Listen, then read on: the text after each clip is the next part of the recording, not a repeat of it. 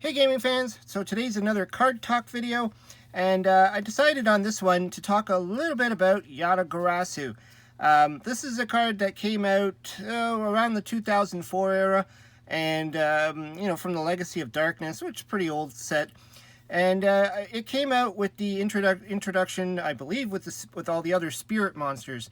The spirit monsters themselves have never really been that great of an archetype. I mean, they've tried. They've come out with newer cards like Aratama, and they had a whole group of these cards that were trying to support the spirit archetype, but it just never really took off.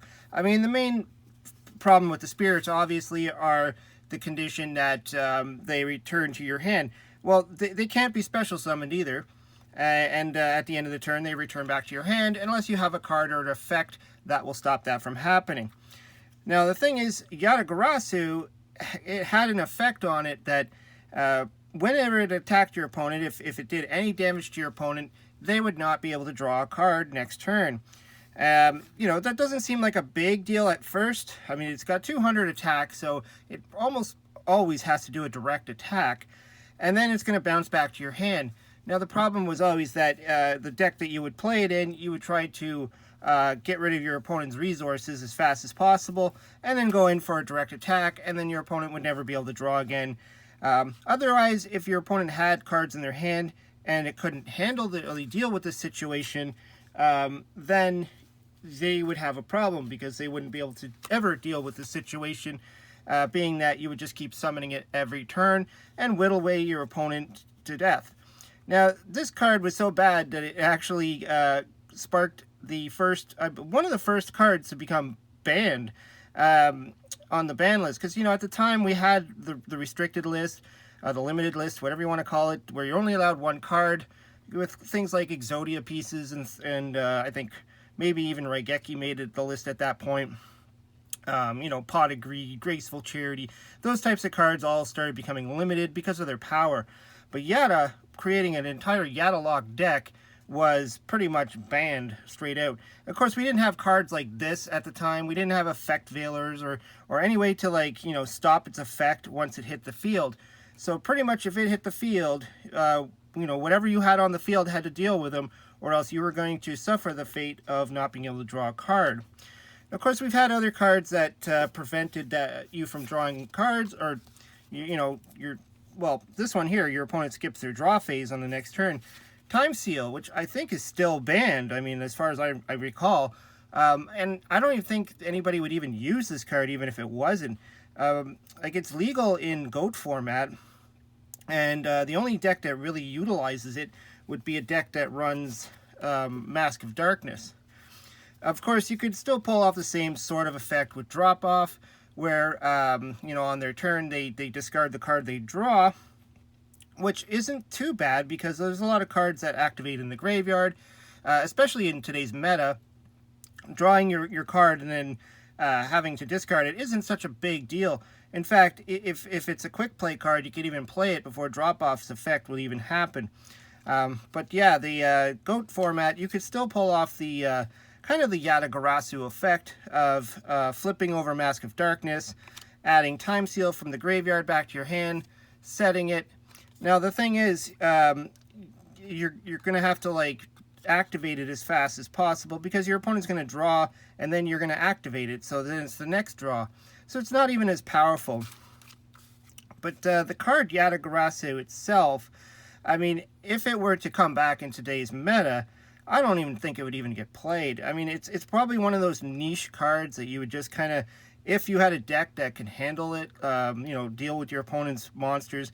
If you think about the meta today, people just summon a ton of monsters. A lot of them have negation effects that this card would never even, break through. I mean, sure, you can now play 3 Raigekis, you can play Lightning Storm, you can play Dark Hole, and hope that your opponent can't get around it. There is another card that exists that is similar, and there's the Fenrir, whatever. This isn't a spirit monster. This came out in Invasion of Chaos. It's one of those you can special summon by banishing one of its own, its own attribute. So it's going to be special summoned by removing 2 water monsters from your graveyard, because I guess they figured Yata-Garasu is powerful, so let's kind of, slow this thing down. And then the difference is that this card has to destroy an opponent's monster in battle. Then they skip their next draw phase. So you can see there's a problem there. If your opponent doesn't have any monsters, you're not going to activate his effect. And you can't just guarantee that your opponent's always going to have a monster for you to attack. It's not like they're going to bring back Treeborn Frog every turn for you to attack it so they don't get to draw. So once they run out of monsters, in your turn comes, you can't activate this effect because they got no monsters. Versus the Yata-Garasu, for instance, where if they have no monsters, they're in trouble. You're going to get this effect off. And of course, it is being, like I said, a spirit monster. It's going to bounce right back to your hand, and then it's going to be safe in your hand until your next turn. This guy will sit there on the field and be vulnerable to the next attacker. He's only 1400 attack.